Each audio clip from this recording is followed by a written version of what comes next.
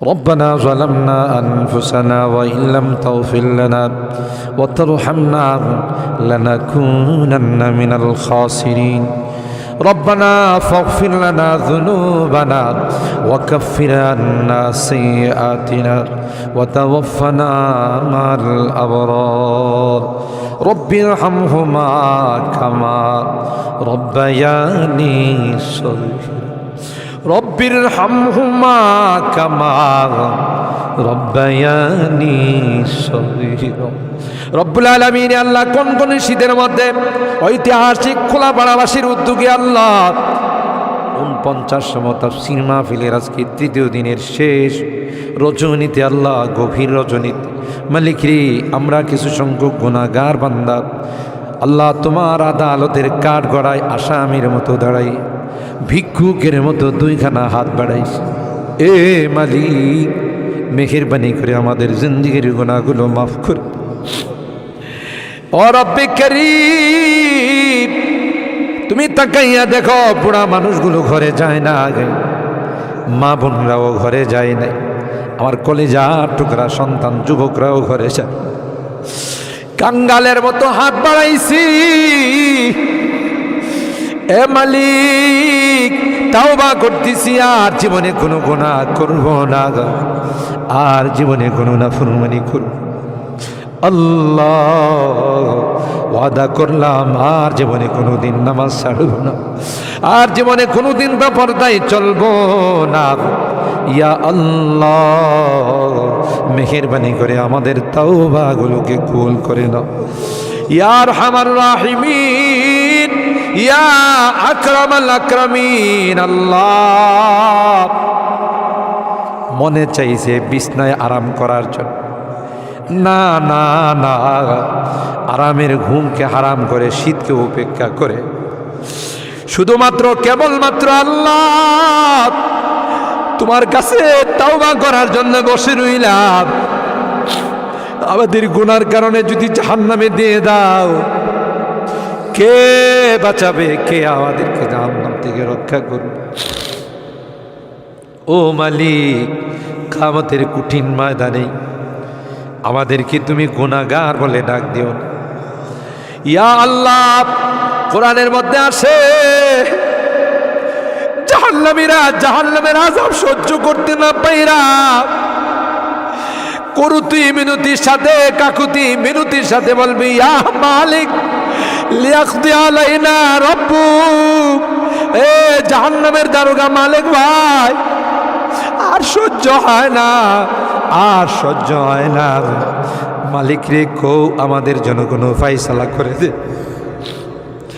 1000 বছর পর জবাব আসবে ইন্নাকুম মাকিসু এই জাহান্নামে তোদেরকে থাকতে হবে কোনো ডাকের সাড়া দেওয়া হবে আল্লাহ তোমার কোরআনে তুমি বলছো কালাকসাউ ফিহা ওয়ালা তুকাল্লিমুন অপমানিত হয়ে জাহান্নামে থাক কোনো কথা বলবি না কবরের মধ্যে সাপ বিচ্ছু কামড়াবে একদিক দিয়া চামড়া পুড়ে গেলে আরেক দিক দিয়া নতুন করে গজাবে এ মালিক দুনিয়ার কোনো বিষাক্ত সাপ দেখলে বাঁচাও বাঁচাও করে চিৎকার করে একটা নয় দুইটা নয় 99টা সাপ একে একে কামড়াবে একটা সাপ চুল মারলে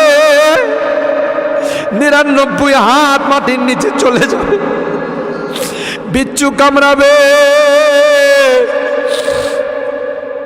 আমি চতুর্দিকে বলবো বাঁচাও বাঁচাও কেউ আমার কাছেও যাবেন আমার ডাক কেউ শুনবেন আল্লাহ এই জন্যে আজকে চোখের পানিগুলো ছেড়ে কাঁদতেছি আল্লাহ তোমার নবী বলেছেন উম্মাত গুনাহ করে যদি আল্লাহর ভয়ে জাহান্নামের ভয়ে কবরের ভয়ে যদি চোখের পানি ফেলতে পারো রে আল্লাহ পাক তোমার চোখের পানি দিয়ে জাহান্নামের আযাবকে অফ করে দিবে এ মালিক এই বুড়া মানুষগুলো কান্দে পর্দার আড়ালের মা বোনরা কান্দে আল্লাহ আমার যুবকরা কান্দে আলেম ওলামারা কান্দে তুমি যদি মাফ না করো ক্ষমা না করো কার কাছে যাব কে আমাদেরকে মাফ করবে আমাদের তো দ্বিতীয় কোনো খোদা নাই যার কাছে গিয়ে মাফ চাবো আল্লাহ মেহেরবানি করে আমাদের তাওবাগুলোকে কবুল করে নাও ইয়া রাব্বাল আলামিন।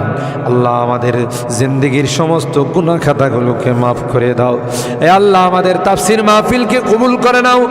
এই তাফসীর মাহফিল যেই মুরব্বীরা শুরু করেছিলেন, অনেক মুরব্বীরা আমাদের মাঝে নাই, অন্ধকার কবরের বাসিন্দা হয়ে গেছে, আর কোনো দিন আমাদের তাফসীর মাহফিল আসবে না। কে জানে, কে জানে আমরা যারা বসা আছি আগামী বছর এই তাফসীর মাহফিলে আসবো না জমিনের নিচে চলে যাব। ও মালিক, মালিক আল্লাহ, আমাদের কেউ নাই, তুমি বিনে আমাদের কেউ নাই রে আল্লাহ। একটা মা যদি হারানো সন্তান পায়, মা বুকিনে কুলনে চুমু খায়, আমরা শয়তানের ধোঁকায় পড়ে রাস্তা হারাইয়া তোমার রাস্তা ছেড়ে দেয়া গুনার রাস্তায় চলে গেছিলাম। বিজাতিদের উৎসবে আমরা উৎসাহিত হয়েছিলাম, আজকে মাপ চাই, মাপ চাই, তাওবা করলাম আল্লাহ, আর জীবনে কোনো গুনাহ করব না। ও মালিক, এই তাফসীর মাহফিলে যারা কথা দিয়ে, পরামর্শ দিয়ে, টাকা পয়সা দিয়ে সাহায্য করেছে, আল্লাহ সকলের দানগুলোকে কবুল করে নাও ইয়া আল্লাহ। আজকে তৃতীয় দিন, আরও যে দিনগুলো আছে আল্লাহ, প্রত্যেক দিন ওলামাদের কাছ থেকে, মুফাসসিরিনদের কাছ থেকে তাফসীর শুনে যেন আমরা আমল করতে পারি আল্লাহ, সেই তৌফিক নসিব করে দাও। আমাদের রোগীদেরকে পরিপূর্ণ শিফা নসিব করে দাও ইয়া আল্লাহ। অনেক রোগীরা দোয়া চাইছেন, সকলকে পরিপূর্ণ শিফা নসিব করে দাও। শিফায়ে কামেলা আজলা দায়মা মুস্তামিরা নসিব করে দাও। অভাবীদের অভাবকে দূর করে দাও, পেরেশানিওয়ালাদের পেরেশানিকে দূর করে দাও। এ মালিক, মুসিবত জাদাদেরকে মুসিবত থেকে উদ্ধার করে দাও ইয়া আল্লাহ। এখানে যারা হাত উঠাইছেন, জানি না কে কি উদ্দেশ্য নিয়ে হাত উঠে, সকলার দিলের নেক মাকাসিদগুলো পূরণ করে দাও আল্লাহ। আমার মুরব্বীদেরকে আবু বকরের মতো বানাই দাও আল্লাহ। আমার যুবককে কলিজা টুকরা সন্তানদেরকে জান্নাতি কাফেলার সদস্য বানাই দাও। আমার মা বোনদেরকে আল্লাহ, আম্মা জান খাদিজাতুল কুবরা, আয়েশা সিদ্দিকা, ফাতেমাতুজ জাহরার মতো বানাই। মালিক রে, আজকের মোনাজাতে শেষবারের মতো বারবার মা বাবার কথা মনে পড়ে, জানি না কার মা নাই, কার বাবা নাই। এখানে আমরা যারা হাত উঠাইছি আল্লাহ, অনেকেরই মা নাই, অনেকেরই বাবা নাই রে আল্লাহ। কতদিন হয়ে গেল কবরের বাসিন্দা হয়ে গেছে, কবরের পাশে যাইয়া মা মা মা বলে চিৎকার করি, কোনো জবাব দেয়। কত আদর স্নেহ মায়া মমতার সোহাগ দিয়ে আমাকে বড় করে, নিজে না খাইয়ে আমার খানার ব্যবস্থা করছে। মা জনম দুঃখিনী মা আল্লাহ, যার চেহারার দিকে তাকাইলে কবুল হজের সব পাওয়া।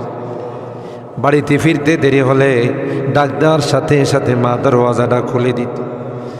আজকে বাড়িতে যাই কত টাকা ডাকি, কেউ যে আমার দরওয়াজাটা খুলে দেয় না, কারণ আমার জনম দুঃখিনী মা যে দুনিয়াতে নাই। বাবা কাঁধে কোলে নিয়ে আমাকে বড় করছে। অনেক সময় মনে চাইছে অনেক কিছু খাইতে, তা খায় নাই। ভালো কাপড় চুপড় পরতে মনে চাইছে, তাও আমার বাবা পড়ে নাই। জায়গা জমি বাড়িঘর সব কিছু দিয়া অন্ধকার খবরে আজকের মোনাজাতে বারবার ওই মা বাবার চেহারাগুলো মনে পড়তেছে। গুনার কারণে যদি তোমার জাহান্নামের আসামি হয়ে থাকে, আমরা তোমার কাছে মাপ চাই, ক্ষমা চাই আল্লাহ। আমাদের মা বাপকে ক্ষমা করে দিও, তাদের কবরগুলো জান্নাতের বাগান বানাই দিও।